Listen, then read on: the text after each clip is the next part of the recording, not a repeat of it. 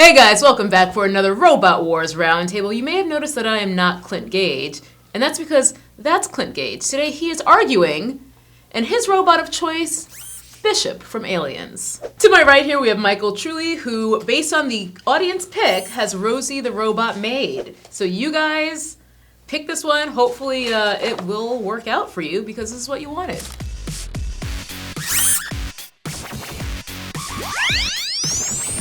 So yes, I can see that Truly tried to look a little bit more profesh today.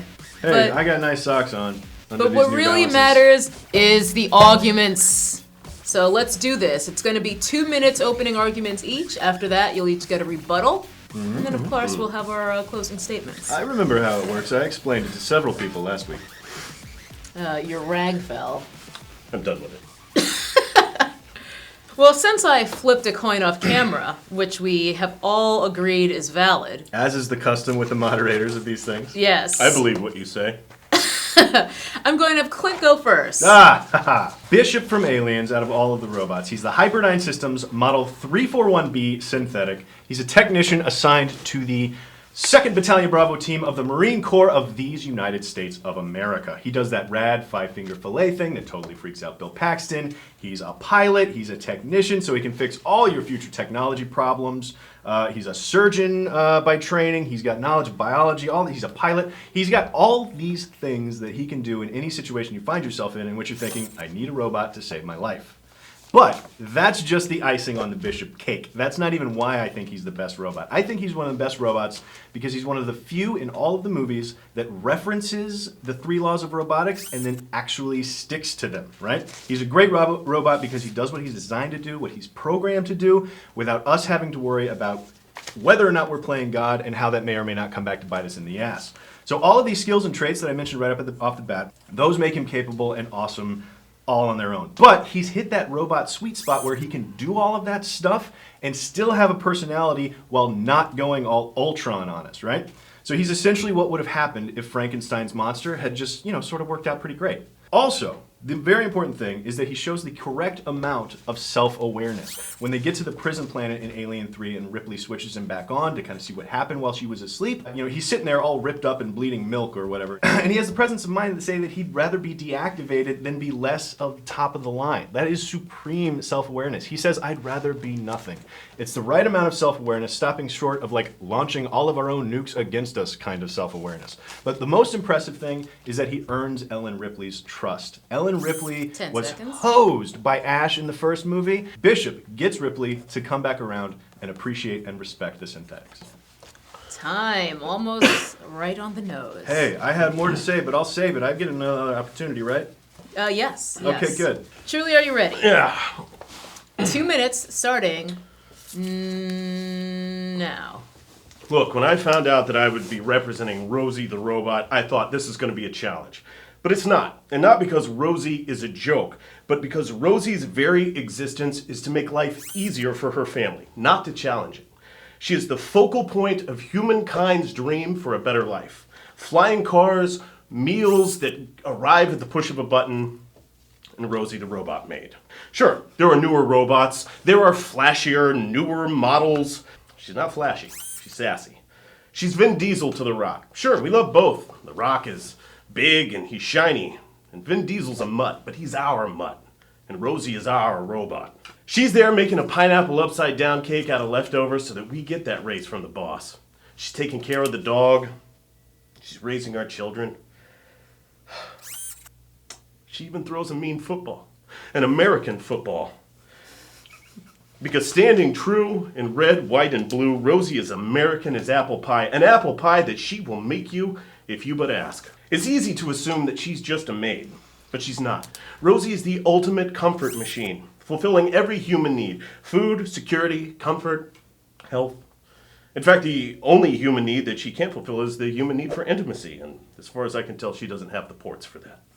She's self-sacrificing, demands nothing, and is the glue that holds a nuclear family together. And where would we be without our families? When the Jetsons had to move, she packed them all up. And next to dying on the cross, that's about the most selfless act another being can do for another. In summation, Rosie doesn't trade in the big, memorable moments. She lives in the small ones. She's never saved the world, She just saves the day Time. every day. I do think one of the interesting things about this debate is, oddly enough, Bishop and Rosie are kind of similar.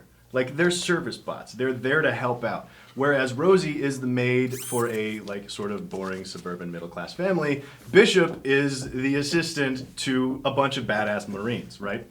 So just to touch on some of your points, the sassiness of Rosie, yes, agreed. But Bishop's got all of these human emotions programmed right into his programming. He cracks jokes like half the time. Even when he's all cut up and the alien queen at the end, he's seconds. like, not bad.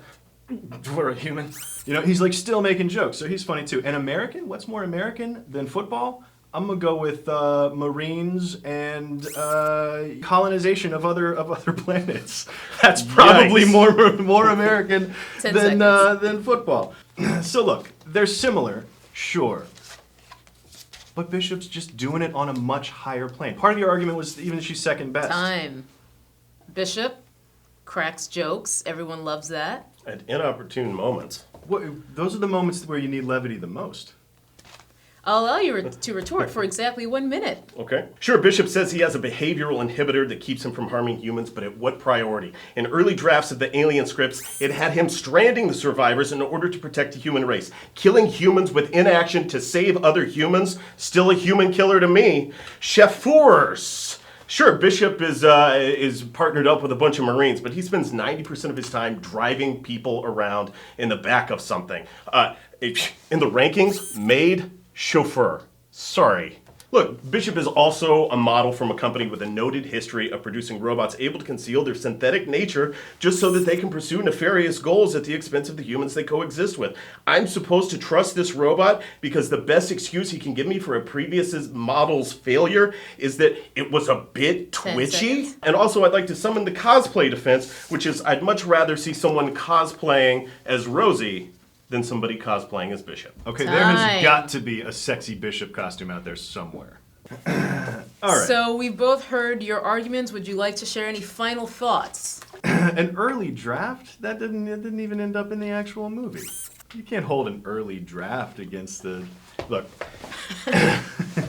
because Bishop was made by a corporation that has a history, granted, David from Prometheus, Ash from the first Alien, they had these crazy sub-programs running where they were, they were programmed to screw over the humans so that they could get this biological weapon. You don't have that problem with Bishop. What makes this robot so foolproof? The definition of a robot is that he's programmable. All these other robots were programmable. He's programmable because he does it. He spends, like I said before, he spends the movie earning Ellen Ripley's trust. Ripley, who had very, well, not recently, but recently as far as she's concerned, because she was asleep for like 60 years between movies or something like that, but had been screwed over by synthetics, and he earns her trust. He's piloting into the atmospheric processor on the planet, right? The whole thing is blowing up around him. He sticks there. He sticks there and waits for her to go save Newt, even though he had to like move around a little bit because the platform he was on was unstable. So he had to, I mean, that's all the three laws of robotics. Or is it a long con that he didn't get to see through? It's not a long con, because even when we don't know that it's not. Even when he wakes back up,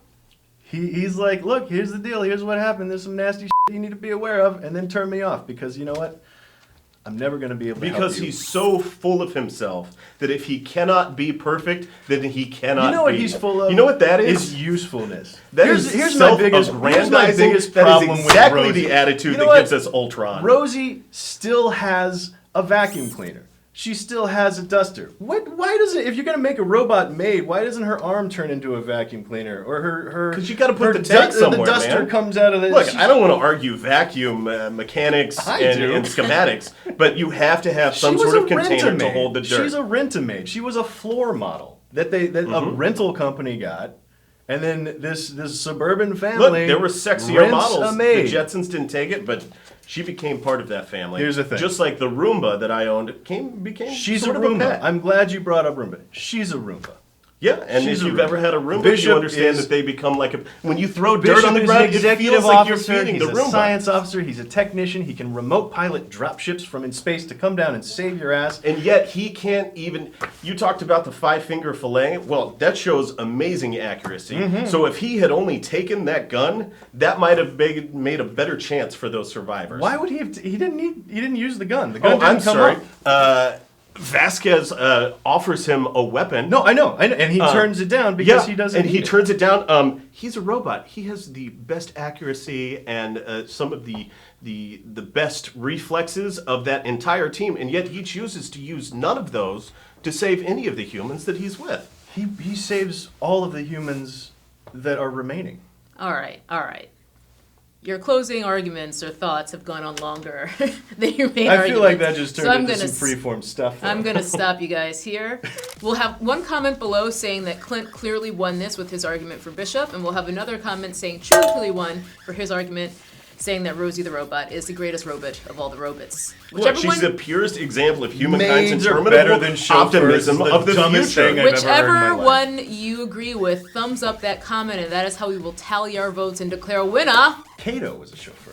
Kato was way Chauffeurs, more badass. maids. And Green Hornet was a terrible whoever the movie. Green Hornet's maid was, I don't even give a shit. Look, I'll take either. Robot chauffeur, robot maid. I mean, I'm happy Well, with look, either that's one. the direction we're heading. Yeah. I'm fine with that.